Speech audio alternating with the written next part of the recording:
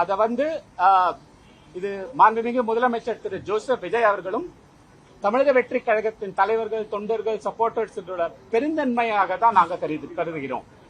இதற்கு இதுதான் ஒரு கூட்டணிக்கு ஒரு மதிப்பும் ஒரு மரியாதையையும் அவர் தெரிவித்திருக்கிறார். இதற்காக நாங்க ரொம்ப நன்றி சொல்றோம். சப்போர்ட்டர்ஸ் கிட்ட ஒரு சென்டிமெண்ட் இருக்கும். முதல் பாராளுமன்றத்தின் பிரதிநிதியாக தமிழக வெற்றி கழகத்துக்கு தமிழக வெற்றி கழக கட்சிக்கு வந்திருக்கலாமே அப்படின்னு ஒரு சென்டிமெண்ட் இருக்கும். அந்த சென்டிமெண்ட் எனக்கு புரியுது. அது ஒரு இயல்பான சென்டிமெண்ட் தான், நேச்சுரல் சென்டிமெண்ட். அது புரியுது எங்களுக்கு. ஆனால் டெல்லியில் அரசியலும் சரி, அரசாங்கத்திலும் சரி அனுபவம் உள்ளவன். இப்போ இந்த சமயத்துல தமிழ்நாட்டின் குரல் ஓங்க வேண்டும்.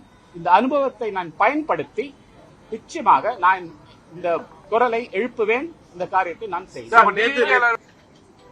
இம்பார்ட்டன்டான டைம் பார்லிமெண்ட்ல. அது ஏன்னா மோடி அரசு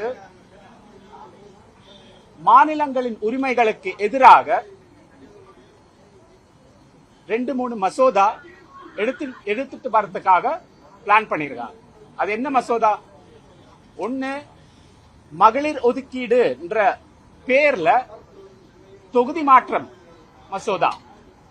இன்னொன்னு, ஒரே நாடு ஒரே தேர்தல் என்ற மசோதா. இதெல்லாம் மாநிலங்களின் உரிமைகளை பறிக்கும். இதற்கு எதிர்ப்பாக குரல் ஓங்க வேண்டும். தமிழ்நாட்டின் குரல் ஒலிக்க வேண்டும். அதை நான் கட்டாயமாக செய்வேன்.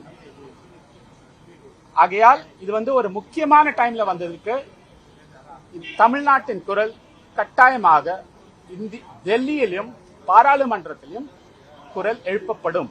அது என்னுடைய வாக்கு. நன்றி.